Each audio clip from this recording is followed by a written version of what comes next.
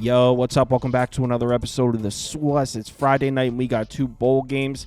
Not the best bowl games here. There's a lot of opt-outs. Bowl season's been cool so far. Not a ton of opt-outs this year. That being said, in these two games, there are kind of a lot.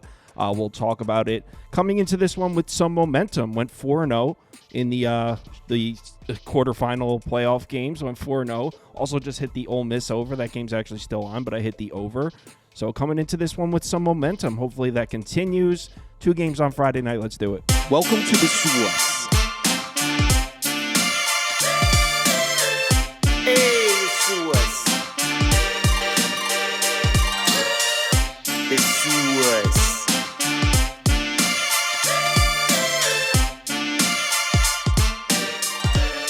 Hey, get the SWUS. First up is North Texas, Texas State in the First Responder Bowl.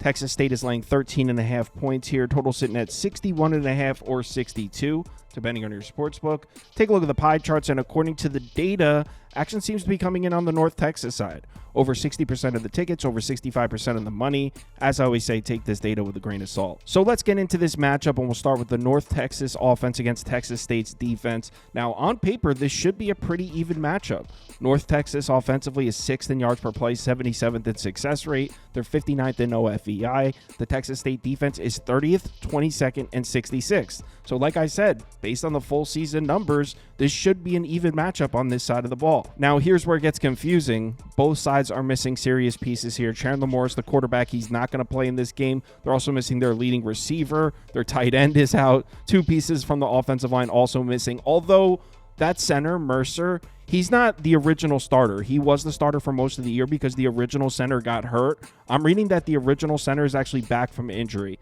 So technically, they're not losing a center. They're actually getting a center back. But still, serious pieces missing here for the North Texas offense. Starting at quarterback for North Texas in this one is going to be freshman Drew Mestamaker. Not even going to pretend to know who this is. He's a freshman.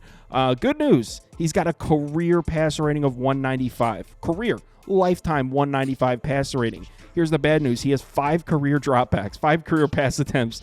He's 4 of 5, 69 yards, 5 carries, 32 yards. Like I said, don't know a damn thing about this kid. Maybe he's awesome. I really don't know. But before you go and hammer Texas State, you got to look at their defense because they're missing serious pieces as well. The top 3 defensive tackles on the depth chart are out for this game. The top 3. Also, their number 1 corner is out as well. So in terms of the interior defensive line for Texas State, they are crushed here. Now, you might look at the North Texas offense and say, Kyle, I don't care about the interior defensive line. This is a pass-first offense all the way. North Texas never runs the ball. And I mean, you'd be right if you look at the full season numbers. North Texas 7th in pass frequency. This is not an offense that runs the ball very often. That being said, if you isolate it to just the last 3 games, North Texas was running the ball. In their last 3 games, the passing attack actually didn't look very good, just 5.57 yards per pass attempt. But look at the rushing numbers. 6.8 yards per carry, over 224 rushing yards per game. Now, success rate's still down at 38%, indicating it hasn't been that good. But still, look at the last 3 games, North Texas has been running the ball against the Texas State defense missing its top 3 defensive tackles. Maybe North Texas is going to run the ball in this game. Keep in mind, they do have both backs. They got a kid named Porter and a kid named McGill. And in the last 3 games, both these guys were getting touches. Both these guys were doing damage. 303 yards and 3 touchdowns for Porter. 215 and 3 touchdowns for McGill. Both these backs are playing. Now, that's kind of a tough prediction to make because if you look at the full season numbers, there's just no way in hell North Texas should be able to run the ball in Texas State. I mean, like I said, North Texas is a pass-first offense. They don't run the ball much. Texas State's been pretty solid against the run all year. In their last 9 games, they're allowing 4.49 yards per carry, under 38% success rate per rush. This isn't a great run defense, but it's certainly not a bad run defense. On paper, full season numbers, no way North Texas should be able to run the ball in Texas State, but you take into consideration they got a freshman playing quarterback. The run game's been working for them a little bit recently. Texas State missing their top 3 defensive tackles.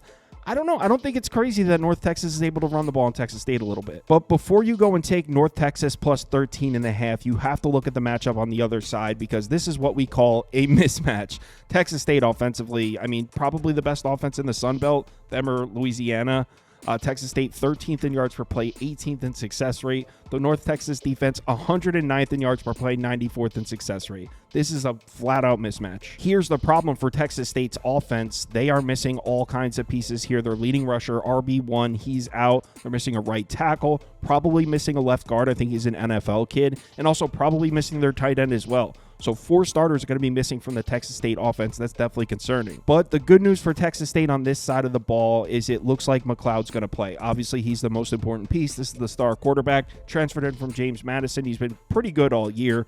Over 2,900 yards, 8.2 yards per attempt, 29 touchdowns, 12 interceptions. Like I said, from what I'm reading, it looks like McLeod's going to play. Now, on the defensive side of the ball for North Texas, we have no expected opt-out. So the North Texas defense is going to be at full strength here against the Texas State offense that we just pointed out is probably going to be missing 4 starters. The problem is this North Texas defense is so bad that I kind of don't even care if they're at full strength. Yes, they finished out the season with a great defensive game on the road at Temple. Not throwing you a parade for that.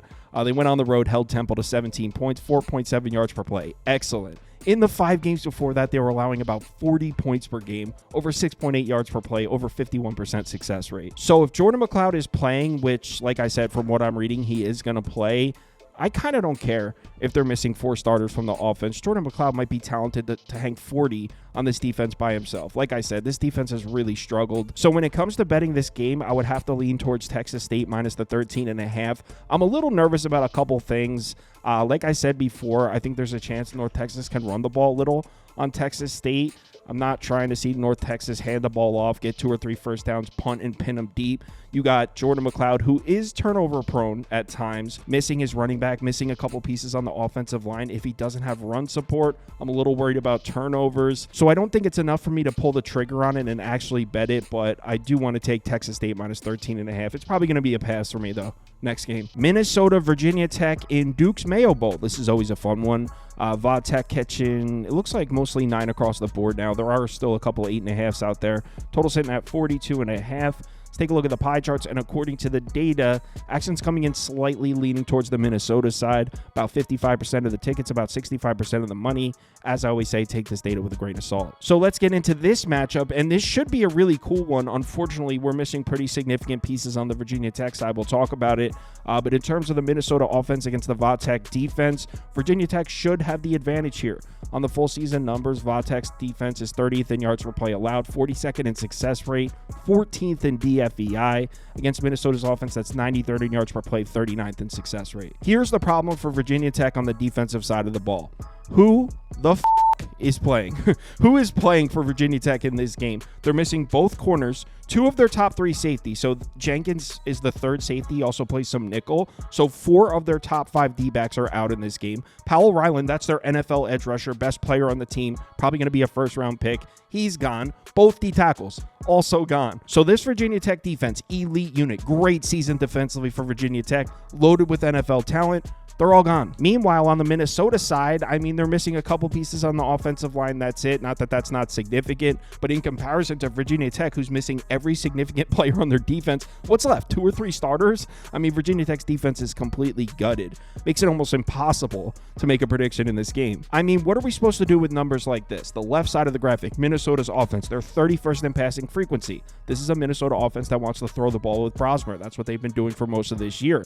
On the right side of this graphic, you see Virginia Tech's numbers against the pass in the last 7 games. Elite. Success rate under 34%, 6.66 yards per pass attempt allowed. You're thinking there's no way Minnesota can throw the ball in this Virginia Tech defense. But again, they're missing everybody. So we just throw all this data out. I think they're also missing their defensive coordinator, by the way. I'm pretty sure their DC is not coaching in this game. And then you look at a graphic like this, Virginia Tech runs a lot of man coverage. They're 33rd in the country in man coverage frequency. Minnesota's really struggled to throw the ball on man coverage. They've been much better throwing the ball in zone coverage. So you would think, again, there's no way Minnesota can throw the ball in Virginia Tech here, but they're missing both corners, their star edge rusher, 2 safeties. I mean, what do we even do with this data? They're missing everybody. This is a completely new defense. And again, you look at this graphic here, no way Minnesota can run the ball in Virginia Tech, right? In the last 5 games, Minnesota's averaging 3.9 yards per carry, success rate under 39% against a Virginia Tech defense that's allowing 3.33 yards per carry, 40.9% success rate per rush. There's no way Minnesota can run the ball in Virginia Tech in this game, right? Well, they're missing everybody, so I really don't know what to do on this side of the ball. I don't know much about the depth of the Virginia Tech defense, so your guess is as good as mine. I would imagine Minnesota, with most of their starters out there, should have some success. Now let's flip it over to the other side of the ball, and if you think this handicap's about to get easier, nope, it's just as confusing on this side.